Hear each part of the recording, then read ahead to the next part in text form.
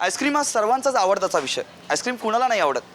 आणि हल्ली मोठ्या प्रमाणात गरमी वाढली आहे, उकाडा वाढला आहे आणि अशा उकाड्यात आईस्क्रीम घेण्याची मजा काही औरच असते.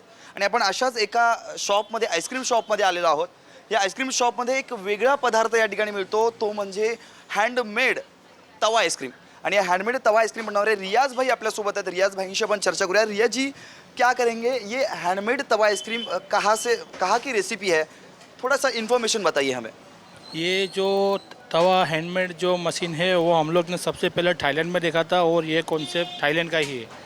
फिर बाद में धीरे धीरे हम लोग सूरत में आए और सूरत से हम लोग खारघर में आए. खारघर में हमारा सिवा किसी के पास ये कॉन्सेप्ट नहीं है और हमारे पास इसके अंदर सब नेचुरल फ्लेवर्स है, जैसे कि लीची है, मैंगो है, पाइनएप्पल है, चीकू है. और हमारे इधर चॉकलेट में भी हम लोग ने नए नए फ्लेवर स्टार्टिंग की है, जिस तरीके से ओरियो है, स्निकर्स है, बाउंटी है, गैलेक्सी है और रोचर फरेरो भी, जो हमारे वहाँ सबसे ज़्यादा चलने वाला जो फेमस है वो रोचर फरेरो है. और अभी सीजनल में मैंगो फ्लेवर भी हमारे यहाँ पे अवेलेबल है. आइसक्रीम सबसे पहले ईस्वीसन पूर्व 200 में बना था और स्टार्टिंग में चाइना ने आइसक्रीम का कंसेप्ट निकाला. फिलहाल अभी ये जो कंसेप्ट है हैंडमेड तवा आइसक्रीम जो है, किस तरीके से रिस्पांस मिल रहा है आपको?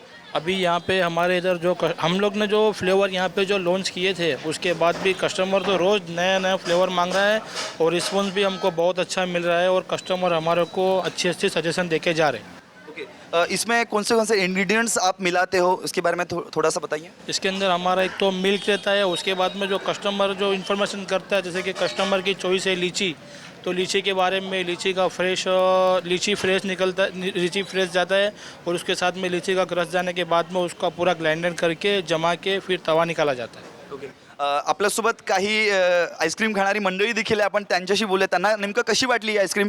काकाश्री, काय सांगाल, नेमकी कशी वाटली आईस्क्रीम, काय सांगाल? हँडमेड तवा आईस्क्रीम जे आहे अतिशय उत्कृष्ट आहे आणि हे फूडीज प्लॅनेटला अटॅचमेंट आहे आईस्क्रीमची. त्यामुळे इथे येणारे फॅमिली जे आहेत, रेस्टॉरंटमध्ये येणारे, ते या प्रत्येक आईस्क्रीमचा ते स्वाद घेत असतात. आणि मी इथं रोजच येतो आणि या जे ओनर जे आहेत आईस्क्रीमवाले ते आणि ते कामगार, ते मला रोज त्या आईस्क्रीमची टेस्ट देतात. इतकी उत्कृष्ट आहे की हेवन, स्वर्गीय आनंद मिळतो त्याच्यामध्ये, स्वर्गीय आनंद. खूपच छान आहे. दररोज खातो, त्याच्यामध्ये दररोज एक वेगळी नवीन चव बघायला मिळते आणि मला खूप आवडतं. बरं, काय सांगाल तुम्ही, कसं वाटलं आईस्क्रीम?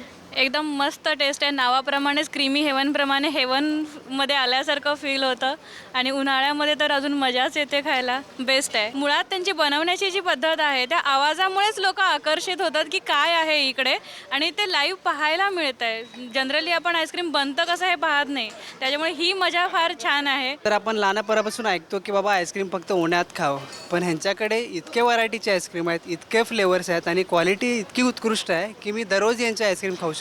तर खारघरमध्ये यांनी जो उपक्रम चालू केला आहे तो माझ्या मते एकदम बेस्ट क्वालिटीचा आहे. तवा आईस्क्रीमची कन्सेप्ट नवीनच आहे, अतिशय सुंदर आहे ते. आणि ह्यांचे जे बाकीचे जे फ्लेवर्स आहेत, नॅचरल फ्लेवर्स आहेत, प्युअर फ्रूट्सचे बनवलेले, पेरू म्हणा, चिकू म्हणा, मी आता जवळजवळ 15 दिवसापासून रेग्युलर खातो इकडं आणि मला अतिशय आनंद होतो. मी सगळे आईस्क्रीम सगळीकडचे सोडून इकडं आज येतो फक्त आईस्क्रीम खाण्यासाठी. सगळ्यांचंच म्हणणं असं आहे की हा तवा आईस्क्रीम नावाचा हँडमेड तवा नावाचा जो प्रकार आहे आईस्क्रीमचा, अफलातून आहे आणि सगळ्यांनाच आवडलेला आहे. आणि उन्हाळ्यामध्ये मोठ्या प्रमाणात या ठिकाणी गर्दी होते. कॅमेरामॅन नितीन बोढारेसह हर्षल बदाने, साम TV, नवी मुंबई.